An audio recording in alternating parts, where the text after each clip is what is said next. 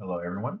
My name is Terry Burgess, and today I'll be discussing Just Bake for our fifth and final case study for BA 579 Supply Chain Management.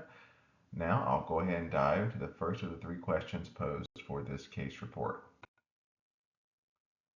So for this first question, it says to perform calculations to determine target service levels for store level cupcake inventory planning using the news vendor model. Excuse me. Without performing further calculations, discuss how and why the target service level may vary between an upscale and a low-end bakery. That's the first part of the first question. I separated this question into two, as I did on the second question as well. So for this first part of question one, my calculations, which are listed below, show that both franchise and company-owned stores should be able to meet all of the customer demand for cupcakes the majority of the time. Franchise stores should aim for 75% of the time, and company-owned stores slightly higher, 82% of the time. Now, as far as the differences between upscale and low-end bakeries, the target service levels may vary for several reasons. One is that with a low-end bakery, they are likely not making too much profit on any individual sale.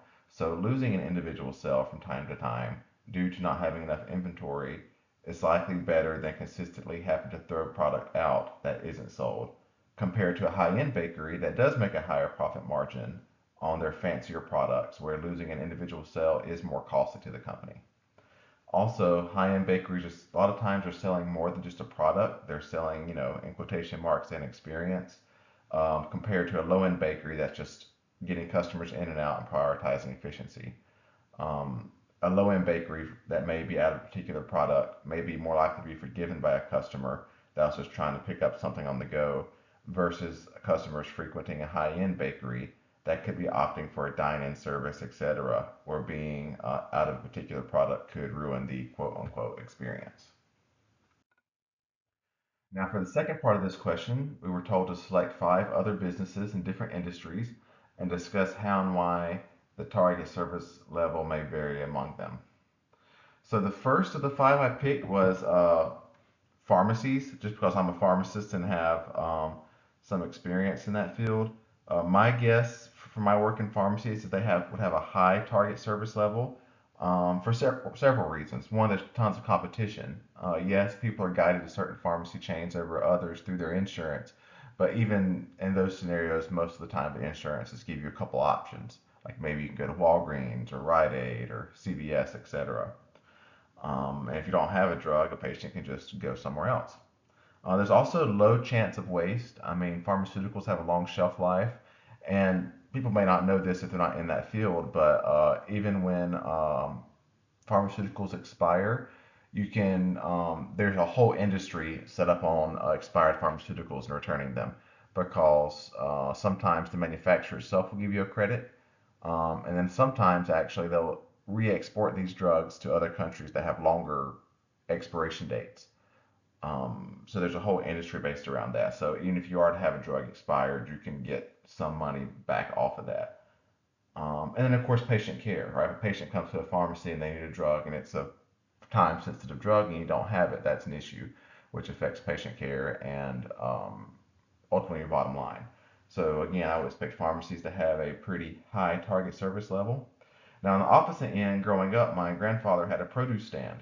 So during the summers, I'd go up there and work with him at his produce stand. And in a business like that, you would probably have a low target service level because you have a high chance of your product wasting or expiring out. And also, just in general, you want to keep your product rotated for freshness. So you don't want to have a lot of carryover from day to day. So it's better to run out of the product and just get some more in the next day. You usually have a pretty small lead time with produce stands, at least the one that we had also, so it's not a big deal to get product in early the next morning. Hardware stores you would think would have a very high target service level. One being because they have tons of competition from like online retailers, Amazon and stuff like that. So the benefit of a hardware store is one, getting some expertise from the person in the hardware store, but also having whatever product you need available. Because if you walk out of that hardware store, chances are you're just going to order it online somewhere else. So then you'd have the product right then, and their product isn't expiring, right? So you don't have that issue. Clothing stores, I think, would be kind of somewhere in the middle. Um, you definitely want the customer to be able to find something they want to purchase, but at the same time, people often aren't looking for a specific product, like a very specific color, brand, etc. of a shirt. They may be, but in general, I think you're just looking for something more in your size for whatever season you're trying to purchase for. So I would think their target service level would be kind of in the middle.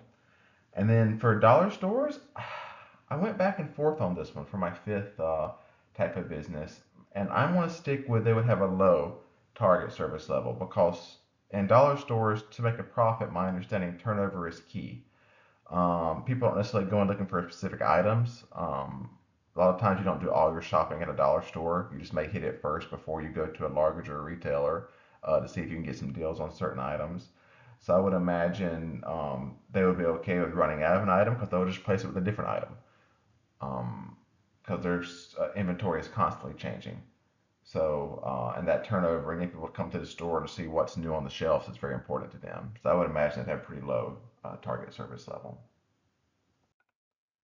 Now, for our question number two, the first part of it, we were to perform calculations to determine the specifics of the periodic and continuous review policies adopted by Just Bake. Then we were to discuss several products and industries that would be suited for periodic review policies and others that would be better suited for continuous review policies. My calculations are here below, so I won't spend a lot of time delving into those. Calculations, I hope they're correct, but I think they make sense too. I mean, cake mix has a long shelf life, so having a very high target service level there makes sense because you're not likely to have that expire on you. And so the periodic review policy makes sense for that one because you can buy it in bulk and have the shelf life. And then for the eggs, it makes sense to have the continuous product review, right? Because if they have a low lead time, so with a 1 day lead time, you can get inventory in basically the next day, and the product can expire. Um, so all those make sense to me. In general, I would think periodic review policies are more useful for products and industries where the demand is relatively stable. So you're not having like a crazy amount of demand 1 day and no demand the next. So you can kind of look out ahead of time for what you might need. And it's also useful for industries where the continuous monitoring would be just too expensive for you to do. So think of like a small business. A small business can afford potentially to be continuously monitoring all of their products. It would just be too costly and the business wouldn't be profitable. So just taking a periodic stock review would make more sense in that case. As far as the continuous review policies, industries that really need to minimize products being out of stock or potentially items that have a high unit value that's not practical to buy in bulk. And those high unit values are also individually tracked, so it's easy to kind of see when you're running low and to add more. Some examples that come to mind of this, one's again pharmacy. I just, having worked in the pharmacy, I know pharmacies do continuous review um, for their pharmaceuticals as meds are assuming the inventory is correct to begin with, which is always the kicker, right? As meds are sold, the industry gets to a certain point and then automatically orders more. And then again, for the high value items, something like a jewelry store. I mean, a jewelry store pretty much knows what they have on hand. So when something leaves, it's easy for them to replace it through a continuous model. Now, for the second part of this question, really the media reports is factored in on a couple of few things for why the Just Baked had their dramatic decline from their status as a rapidly expanding regional startup. Just the over expansion was one thing. They just went too quickly without having a good base in place. Again, they were running out of supply sometimes and having to have employees go from retailer to retailer to get stuff, which is not a good way to use anyone's time. And not having a steady investment source. When their investor pulled out and they couldn't find another investor, that was kind of the end of the business. And also, they rode a fad. The fad of the cupcake wars and all this and that. And when it died out, I mean, there just wasn't a long-term demand for it.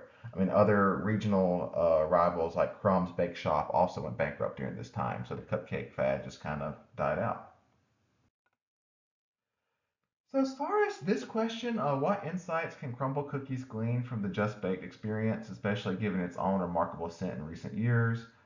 In particular, what supply chain challenges should be carefully navigated to prevent similar pitfalls during rapid expansion?